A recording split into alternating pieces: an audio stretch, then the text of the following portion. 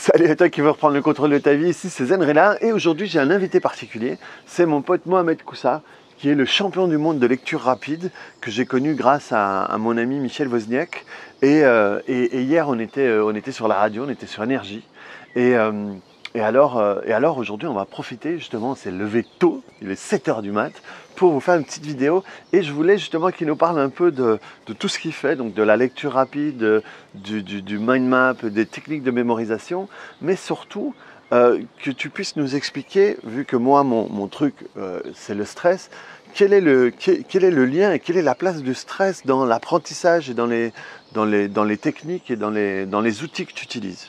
Salut à tous les abonnés, j'espère que ça va. Ouais, le stress c'est quelque chose de très récurrent en fait dans l'apprentissage. Et moi je m'en suis pas totalement débarrassé, mais on va dire que j'ai appris un petit peu à l'apprivoiser. Parce que comme j'ai eu beaucoup d'échecs dans ma vie, et je me suis rendu compte que ces échecs-là, c'était pas... il n'y avait rien de grave au bout en fait, parce que c'était des choses que je me montais un peu dans ma tête. Et j'essaie de me poser maintenant beaucoup moins de questions. Je me lance et puis je me dis que ça va nécessairement bien se passer, qu'il n'y aura pas de résultat, je ne vais pas rater ma vie, je ne vais pas devenir pauvre, je ne vais pas devenir SDF, etc. Et prendre un petit peu les choses comme elles viennent et me servir de mon expérience. Voilà. J'ai pas mal d'expérience comme beaucoup de gens, sauf que j'ai appris à m'en servir pour relativiser énormément ce que je fais. Voilà, et ça me permet de limiter le stress énormément. Et comme j'ai pu vous le dire plusieurs fois dans les vidéos, ce qui est génial au fait, c'est pas, par exemple, ce qui est génial, c'est pas les techniques que j'utilise, c'est pas le Faster EFT ou le TEP, c'est pas la PNL, parce qu'on s'est connu justement dans un cours de Michel de PNL, c'est pas le mind map, c'est pas la lecture rapide, c'est la manière dont fonctionne le cerveau. Et ce que permettent les techniques qu'on utilise, c'est utiliser une partie plus importante de notre capacité du cerveau. Hier à la radio, ils étaient surpris parce qu'on leur a donné des trucs, surtout Mohamed, et très rapidement, ils pouvaient lire plus rapidement ou quoi que ce soit. Et il dit, oh, c'est génial ces techniques, mais c'est juste le cerveau. Et si on l'apprend à l'utiliser à sa manière, parce que pour le moment, et ça tu peux le confirmer, lui il était professeur, c'est qu'on essaye de nous apprendre des choses avec la manière dont ils ont imaginé il y a 50 ans. Ouais. Alors que maintenant, on sait comment fonctionne le cerveau. Et si on le nourrit à la manière dont lui mange, il peut manger plus d'une certaine manière. Exactement. Il y a deux choses qu'il faut voir par rapport à ce sujet-là. C'est qu'il faut tout d'abord comprendre comment fonctionnent les bases de chaque chose, chaque domaine. Et le premier domaine à partir duquel il faut comprendre bien les bases, c'est le domaine personnel en fait. Moi, j'ai un fonctionnement, tu as un fonctionnement, les abonnés ont un fonctionnement. Et le problème, c'est qu'on nous a donné un fonctionnement générique à l'école et on a dit, bon, vous allez tous apprendre de la même manière, au même moment, alors qu'en vérité, ce n'est pas comme ça que ça fonctionne. Ça, c'est la première chose, donc c'est les bases. Et la deuxième chose, c'est faire un travail sur soi pour voir où sont nos forces et nos faiblesses. À partir de là, on sait comment on va apprendre, on sait comment on peut prendre du temps pour apprendre. Ce qui va nous prendre beaucoup de temps et les choses qu'on fait très facilement. On a tous un domaine d'excellence. On a tous, il y en a qui sont, on va dire entre guillemets, c'est un peu faux, mais c'est comme ça fonctionne. Il y en a qui sont scientifiques, il y en a qui sont littéraires, il y en a qui ont la fibre sportive, il y en a qui préfèrent la lecture. Et tout ça, en fait, c'est des sortes d'excellence et d'intelligence. À partir du moment où on en maîtrise une, et bien après, on essaie de comprendre comment elle fonctionne plus finement et on va la généraliser sur le reste.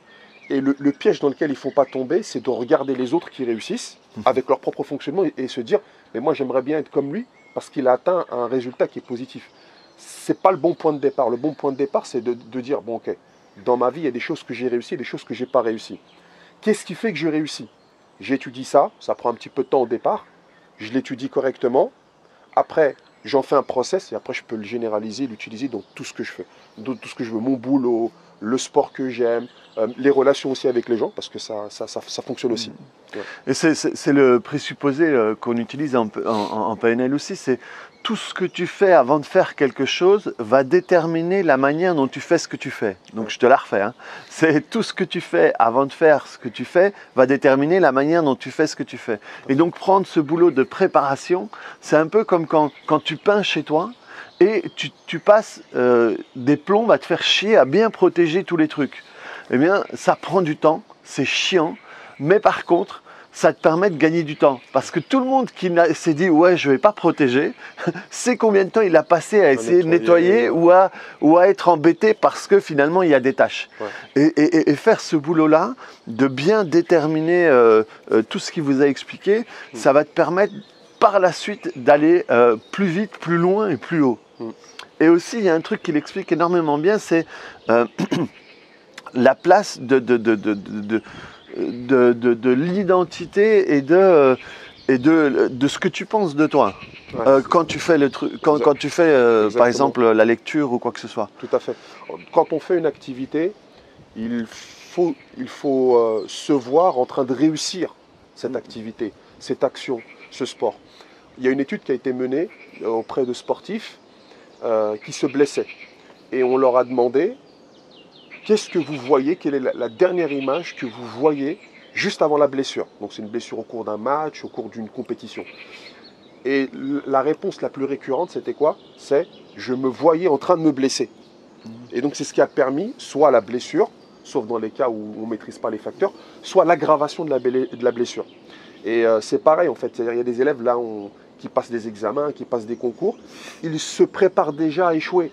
Ils se préparent déjà à se dire « ouais, l'année prochaine, je vais recommencer, même si je rate, etc. » Certains peuvent déjà prévoir l'excuse qu'ils vont donner. Exactement. Si jamais... Ouais. Alors pourquoi? Parce que c'est anticiper une angoisse, une anxiété de devoir affronter l'échec et surtout le regard des autres. Parce qu'en vérité, l'échec, son ampleur, elle est liée au jugement des autres ou ce qu'on s'est monté tout seul dans sa tête de ce que ça doit être le poste parfait, ou le concours parfait ou le domaine parfait. Mais quand on est dans une démarche où on veut vraiment progresser, comme a dit René, c'est une bonne préparation, clairvoyante, à la juste mesure, à partir de ce qu'on sait faire, surtout de son excellence. Après, il y a un autre truc aussi qui est bien, c'est ce qu'on appelle l'effectuation. L'effectuation, moi, j'ai toujours fonctionné comme ça. L'effectuation, c'est quoi? C'est je ne sais pas nager, et en fait, je vais plonger dans l'eau pour apprendre à nager tout seul. Et ça, il y a des gens qui le maîtrisent, et jusqu'à récemment, moi, je ne savais pas que je fonctionnais comme ça. Et je me suis fait accompagner et c'est cet accompagnement qui m'a fait prendre conscience que c'est comme ça que je procédais. Quand c'est quelque chose qu'on fait délibérément, c'est bien. Après, il y a la majorité des gens, c'est pas comme ça qu'ils fonctionnent. C'est-à-dire que c'est une bonne préparation dans laquelle on va prendre du temps. Ça va nous permettre après une exécution beaucoup plus courte et de qualité. Voilà. Et d'ailleurs, c'est pour ça qu'on dit que la bataille se gagne dans les plans. On fait un bon plan. Bien sûr, on ne va pas tout prévoir parce que ce n'est pas possible. La perfection n'est pas de ce monde non plus. Mais une bonne préparation, on va suffisamment anticiper de choses. Et bien, ça nous permet en fait une exécution très efficiente. Et pour revenir un petit peu en arrière sur ce qu'il a dit, sur les sportifs qui se voyaient en train de se blesser, c'est un peu ce que je vous ai réexpliqué plein de fois dans les vidéos, au niveau de dès que ça passe sur ton Netflix interne, dès que l'image est sur ton écran interne, pour ton inconscient, c'est vrai. C'est une ressource, c'est comme si c'était vrai, c'est comme si ça t'était déjà arrivé. Donc il va fonctionner à partir de ces ressources-là. Et donc quand tu te vois échouer, d'une certaine manière, c'est comme si tu avais déjà échoué. Et donc c'est comme si tu étais déjà occupé à devenir bon dans le fait d'échouer. Et aussi, pour revenir encore un petit peu plus derrière, c'est le système de croyance. Voilà, c'est ça. C'est le système de croyance qui va faire que tu vas fonctionner d'une manière ou d'une autre. Et de la même manière que, pour reprendre l'exemple du sportif, ceux qui ont des meilleures récupérations, c'est ceux qui se voient déjà bien.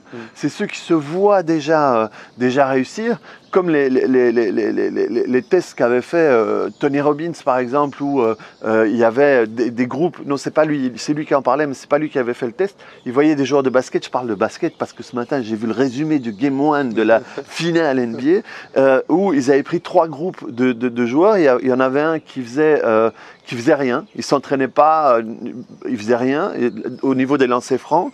Il y a un groupe qui faisait 600 lancers francs par séance, et il y a un groupe qui ne faisait pas de lancers francs, mais ils en faisaient 600 dans leur tête. Et ils se sont rendus compte que ceux qui faisaient rien, forcément ils ne s'amélioraient pas. Ceux qui le faisaient réellement, ils avaient une certaine amélioration, et ceux qui le faisaient uniquement dans leur tête s'amélioraient encore plus que les autres, parce que quand ils le faisaient dans leur tête, ils réussissaient à chaque fois. Tandis que ceux qui le faisaient réellement, il y a un pourcentage qui qu'ils rataient et ils créent aussi leur identité par rapport à ce qu'ils rataient. Et plus, forcément, moins ta confiance en toi est bonne, mais plus tu vas apporter de l'attention sur tes échecs plutôt que sur tes réussites. Et tandis que quand tu le fais dans ta tête et tu le fais à chaque fois, ta confiance en toi va être sur le fait que tu réussis à chaque fois. Et donc leur marge de progression était encore plus grande que ceux qui s'entraînaient vraiment en le faisant. Et donc ton système de croyance est vraiment super important. C'est fondamental. Par rapport à tout ça. Ouais, c'est fondamental. Et là, c'est dans le domaine du sport parce que c'est des domaines dans lesquels il y a énormément d'argent qui est investi parce que la connexion entre le mental et le corps, c'est des choses qu'on n'a plus besoin de prouver aujourd'hui. Mais c'est pareil dans les études, c'est pareil dans la confiance en soi. Par exemple, il y a des gens qui sont extrêmement beaux, qui sont très séduisants, mais ils n'y croient pas. Et arrête de parler de moi, ça me gêne. Voilà, je ne voulais pas dire en fait, voilà, c'est un message subliminal. Et en fait, ils sont en manque de confiance en eux. Mais quand on demande aux gens autour d'eux, mais qu'est-ce que vous pensez de cette personne? Ils disent, ouais, moi j'aimerais bien être comme lui, il a tout ce qu'il faut, physiquement il est bien, etc. Mais quand ils se regardent dans le miroir, l'image réelle ne correspond pas à l'image mentale. Et il y a d'autres personnes, c'est le contraire. C'est des gens, si on fait des sondages par rapport au commun, la chose qui est commune par rapport à la beauté, au canon de la beauté, etc. Dire non, c'est quelqu'un qui n'est pas terrible, mais ils ont tellement développé une vision positive d'eux-mêmes qu'ils rayonnent, et comme ils ont confiance en eux, ce rayonnement, il influence les autres. Et même, on trouve des gens qui sont jaloux d'eux, alors que c'est des gens qui peuvent avoir de l'embonpoint, qui ne sont pas forcément, on dira, beaux ou belles. Alors ça, c'est des notions qui sont totalement subjectives, mais par rapport à notre entourage, il y en a qui vont dire que c'est beau, il y en a qui vont dire que c'est pas beau. Eh bien, ça joue énormément. Et c'est des gens, ils n'ont pas de complexe, ils s'assument, ils sont bien, ils se sentent bien. Et ceux qui ont tout ce qu'il faut physiquement, mais qui ne l'ont pas mentalement, ils sont jaloux de ces personnes-là. Donc c'est pareil dans les études. Avant d'essayer d'être médecin, d'essayer d'être avocat, ou n'importe quoi, faire un bac+2 ou autre, c'est de se mettre déjà dans la peau du métier qu'on veut faire ou de la fonction qu'on veut exercer, de se voir en train de le faire, de se voir en train de réussir. Et la réussite, elle va venir de toute manière. Voilà. Et aussi, moi je te parle souvent de peur dans les vidéos. Et une des manières de combattre ta peur, c'est de te former sur l'objet de ta peur. Exactement. Par exemple, si tu as peur des araignées et que tu commences à étudier les araignées, tu vas te rendre compte que 90%, 90% des araignées ne piquent pas. Et que même celles qui piquent, elles sont très très très rares, celles qui sont vraiment dangereuses. Par exemple, quand je vais à la radio, à la télé et que j'ai la fameuse migale, en réalité, cette migale-là, si elle pique, c'est comme une piqûre de guêpe. Donc, en réalité, c'est pas grand-chose. Et rien que le fait de comprendre ça, déjà, ça te permet de diminuer l'impact que tu mets là-dessus. Et donc, le fait de te former sur ce qui te fait peur peut déjà diminuer la peur. Donc, c'est aussi une des manières de combattre le peur. Et forcément, la lecture rapide t'aide là-dessus parce que tout d'un coup, pouvoir... c'est quoi ta vitesse moyenne? Tu fais quoi? Ma vitesse moyenne, c'est quand je lis sans chercher à faire de la performance, on va dire c'est 600, 700 mots minute. Après, quand j'ai besoin... Mais ça équivaut quoi? Un livre de 200 pages en 1 heure, plus ou moins, c'est ça que tu dis? Ouais, c'est ça, 200 pages en 1 heure. Ouais, 200 pages en 1 heure, ce qui est bien. Et donc un gros bouquin en 1 heure et demie, quoi. Ouais, un gros bouquin en 1 heure et demie. Et ce qui est remarquable, c'est que tout le monde peut le faire. Ouais. À partir du moment où on a compris le process et justement jouer sur ses peurs, c'est-à-dire comprendre comment ça fonctionne, en fait, c'est l'ignorance qui fait qu'on a peur. C'est l'ignorance qui fait parce qu'on ne sait pas comment ça fonctionne. Et on prête beaucoup de choses. On se dit, ouais, là on a cité le cas des araignées, mais c'est pareil pour les requins. Il y a des gens, ils vont à la piscine et ils ont peur des requins. Déjà dans notre vie, combien de fois on va rencontrer des requins, et surtout dans une piscine? Pourquoi? Parce qu'on a regardé des films à la télévision, et en termes d'image, dans le subconscient, c'est extrêmement fort. Que ce soit les araignées, que ce soit les serpents, que ce soit toutes ces choses-là qui nous font peur. Mais après, plus généralement, il y a le métier qui nous fait peur, il y a l'image qu'on s'est construite qui nous fait peur, il y a être à la hauteur d'eux, etc. La lecture rapide, c'est pareil, quand on voit un gros bouquin de 500-600 pages, il y a plein de choses qui se produisent dans la tête. Mais quand on commence à étudier les mécanismes de la lecture, quand on commence à avoir tous les succès qu'on a eus dans notre vie et qu'on a réussi, eh bien au bout d'un moment, on se dit, moi aussi je peux le faire. Moi aussi je peux lire un livre par jour, moi aussi je peux lire 15 livres par mois ou ce que je veux. le champ des possibles, en fait, après, il s'ouvre énormément. Et donc ça, on va apprendre à casser la peur. Et ce que tu dois te rendre compte, c'est que si tu as peur de bouquins, si tu as peur de lire, c'est pas de ta faute. C'est pas de ta faute, c'est parce qu'on t'a mis dans des circonstances particulières. Moi, je te l'ai déjà dit plusieurs fois, moi, j'ai aucun diplôme. Moi, j'ai pas terminé mes études.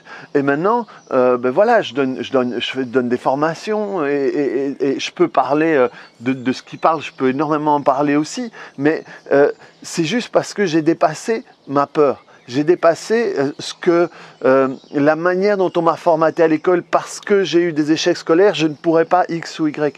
Et donc, si tu as du mal avec ça, c'est pas de ta faute. Bien sûr. Et c'est parce qu'on t'a mal expliqué. C'est un apprentissage. Et c'est pour ça que, par exemple, Mohamed, il a mis en place plusieurs formations, notamment plusieurs formations même gratuites. Ouais, bien sûr. Et bien sûr des payantes où il t'explique pas à pas. Et donc aussi, ici en dessous de la vidéo, je mettrai un lien vers pour une formation gratuite. Vers ces trucs gratuits. Ça vaut la peine. Il partage ça gratuitement. Ça vaut la peine que tu regardes et tu vois après si ça te convient. Bien sûr. Mais de nouveau, c'est en te formant, quel que soit ce qui te plaît, même si c'est un truc sur, je sais pas moi, sur le potager, sur le tricot, sur les bagnoles, on s'en fout. Mais le fait que tu puisses te former, ça va t'emmener à être la meilleure version de toi dans ce truc-là. Et finalement, pour moi, et je l'ai dit souvent dans les vidéos, c'est l'objectif ultime. Être la meilleure version de toi, c'est le meilleur truc que tu peux t'offrir à toi, aux gens que tu aimes et à ta communauté. Ouais. Et pour ce truc des diplômes, là, en fait, on nous a mis dans un système depuis qu'on est petit. On nous a formaté en nous disant que la réussite, ça correspond à telle image, ça correspond à telle condition, tel facteur. C'est-à-dire que celui qui a un doctorat, il est beaucoup plus respecté que celui qui n'en a pas, quand bien même il serait beaucoup plus intelligent. Mais est-ce que celui qui a un doctorat, il est nécessairement heureux? Est-ce que celui qui est médecin, il est mieux loti que les autres? On sait aujourd'hui que ce n'est pas du tout vrai. Surtout qu'on est dans une époque où on a la chance, c'est d'avoir Internet, d'avoir accès à des bouquins, mais des millions de références, des vidéos à n'en plus finir. Et aujourd'hui, vous avez des gens qui sont spécialistes de certains domaines sans avoir fréquenté l'université, sans être dans le cadre académique. Et on peut arriver à faire la lecture rapide sans faire, par exemple, de la compétition, juste pour son plaisir personnel. Et le point de départ, c'est ça. Le point de départ, c'est moi. C'est toi qui regardes la vidéo. C'est aujourd'hui, moi, qu'est-ce que je veux et qu'est-ce que je suis prêt à faire. Est-ce que je veux rentrer dans le moule, dans le cadre? Je vais nécessairement être obligé d'arrondir les angles, de faire des concessions. Mais si je pars de moi-même pour savoir ce que je veux, c'est ça la vraie construction.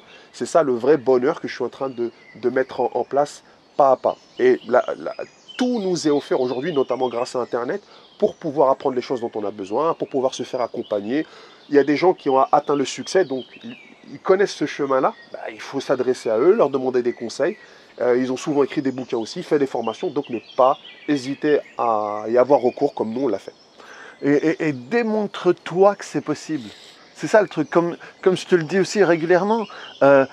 Moi, la seule partie qu'on peut faire, c'est de présenter ça. C'est à toi à le saisir et à l'utiliser.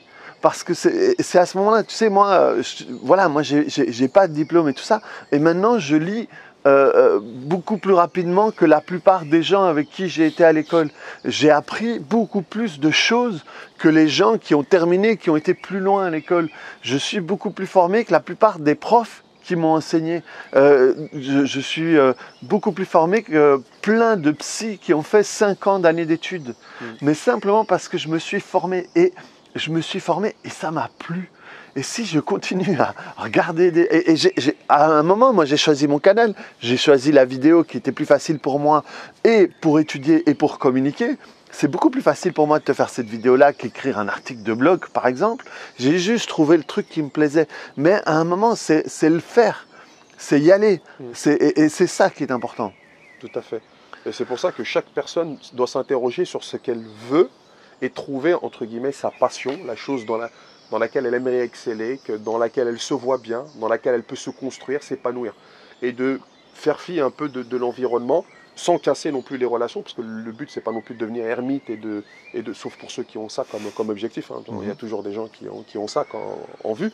Mais c'est de partir de soi et de se dire bon, qu'est-ce que je veux vraiment, qu'est-ce que c'est que le bonheur pour moi? Est-ce que c'est un bonheur supposé qui correspond à ce que je vois à la télévision, à ce que je vois dans le cinéma, ou est-ce que vraiment j'ai un idéal que j'aimerais atteindre et comment je vais pouvoir construire ce chemin jusqu'à atteindre ce bonheur? Alors en sachant que pour être heureux, il n'y a pas besoin non plus d'avoir énormément de choses, c'est surtout savoir ce que l'on veut vraiment. Et alors, pour aller plus loin aussi, Mohamed, il fait des formations en ligne, mais il fait aussi des formations en direct. Et on en a parlé hier à la radio. Et à la prochaine, Vince et moi, on va essayer d'y être. La prochaine, c'est quoi? Alors la prochaine formation, c'est la semaine prochaine, le 9 juin, mais j'en donne plusieurs dans l'année. Ce sont des formations en physique. Moi, je préfère le physique. La formation en ligne, c'est très bien. Surtout pour les gens qui ne peuvent pas se déplacer, pour les gens aussi qui sont un peu introvertis. Mais le top, en fait, c'est de venir en formation physique. Pourquoi? Parce qu'il y a un échange d'énergie, il y a une interaction et on apprend mieux avec l'interaction. Pourquoi? Parce que ça va dans les deux sens. Quand on est un consommateur passif, voilà, les choses rentrent, mais il n'y a pas un travail de reformulation, il n'y a pas un travail en fait où je vais réadapter ce que j'apprends. Alors que quand on est face à un professeur, c'est comme à l'école, hein, quand on ose parler avec lui, eh bien, les discussions qu'on peut avoir avec lui, les questions qu'on va lui poser, en fait, ça nous marque plus que d'être assis à recevoir de l'information. Et au cours de cette formation, bien entendu, on va apprendre la lecture rapide, bien entendu, on va apprendre les bases de la mémorisation, la carte mentale et comment on peut se concentrer très rapidement. Mais en filigrane de ça, c'est que dans le premier module, on apprend en fait à construire un objectif. Comment on construit un objectif qui est réalisable. Et pas un truc qui est totalement superflu ou quelque chose qui est bien en deçà de ce que la personne elle peut produire réellement. Parce que souvent, en fait, on n'ose pas, on a des barrières, on a des verrous. C'est pour ça que j'ai appelé ça les clés du savoir. Parce qu'en fait, il y a des clés et ces clés, elles sont disponibles. Moi, je vous les offre. Bien sûr, il y a Zenrila, il les propose dans d'autres domaines, mais les clés sont là, en fait. Il y a juste à venir. Et comme il a dit, nous, on propose, et après, c'est aux gens de faire de l'entraînement. Et c'est pour ça que suite à la formation, vous avez un accompagnement sur 12 jours, hein, à distance, qui permet de lire 12 livres en 12 jours. Et ça, c'est un défi que je lance à toutes les personnes qui viennent faire les formations. Au début, ils se disent, non, mais c'est pas possible, 12 livres, comment je vais faire pour y arriver? Ben, c'est pas possible avant la formation. Après la formation, c'est comme un relooking mental, un relooking sur le potentiel. Et là, bon, après, voilà, il y a des gens qui m'envoient des messages et qui me disent « Ouais, j'ai pas lu les livres en 12 jours, en fait, je les ai lus en 4 jours. » Il y en a qui font le programme de 12 jours, il y en a qui arrivent jusqu'à 10. Mais voilà, en fait, le truc, c'est que si on vous montre le chemin, après, on vous pousse un tout petit peu et vous allez y arriver. Et ça, c'est pour tous les bouquins qu'on a en retard, qu'on achète ou qu'on a envie d'acheter et qu'on lit jamais. Et ben voilà, là, à un moment, vous serez à sec de bouquins, vous serez obligé d'en chercher d'autres. Voilà, tout à fait. Donc, dernière question, dis-moi où est-ce que mes potes là ils peuvent te trouver en ligne. Alors j'ai mon site internet www.mkacademy avec un y à la fin.net. MK Academy, tout sera en dessous de toute façon. Voilà, mkacademy.net, après sur les réseaux sociaux, Facebook, Twitter, Instagram, LinkedIn, etc. Donc vous pouvez envoyer même des messages, si vous avez besoin de conseils, n'hésitez pas. Il y a pas mal d'échanges. Pour ceux après qui font les formations, on a un groupe privé Facebook dans lequel on échange nos pratiques, on échange des bouquins. On a fait aussi une petite équipe pour préparer des championnats, que ce soit les championnats de France ou les championnats du monde, où on s'entraîne en groupe. Parce que l'intelligence collective, c'est ça qui permet en fait de se dépasser. Parce que ça nous permet de trouver notre place et aussi de voir les autres, comment ils fonctionnent, de s'inspirer des autres. Et de sortir du mythe du savant fou tout seul dans sa cave et qui trouve le truc révolutionnaire. Il y en a qui ont des choses à partager, on n'y pense même pas, et c'est en fait de fréquenter ces gens-là, d'échanger avec eux, on donne et on récupère, et ça c'est génial. Cool. Donc voilà, la prochaine c'est le 9 juin à Paris. 9 juin à Paris, ouais. Donc s'il y a des gens qui veulent, si vous êtes dans le coin et que ça vous branche, voilà, moi je vais tout faire pour y être avec mon pote Vince de la radio aussi. Et c'est juste, voilà, tu sais, souvent on cherche à changer, alors que, et c'est ça le problème, parce que quand tu cherches à changer, déjà ça implique que tu n'aimes pas quitter, mais il faut juste apprendre à progresser. Et dès que tu progresses, le changement, il vient tout seul. Tout à fait. Donc voilà, une dernière question que j'entends dans une émission que j'aime beaucoup, ça s'appelle Impact Theory, et c'est une question que j'aime beaucoup. Donc, quel est l'impact que tu veux avoir sur le monde? L'impact que je veux avoir sur le monde? Moi, j'ai envie de faire progresser le monde en partant de ma propre progression.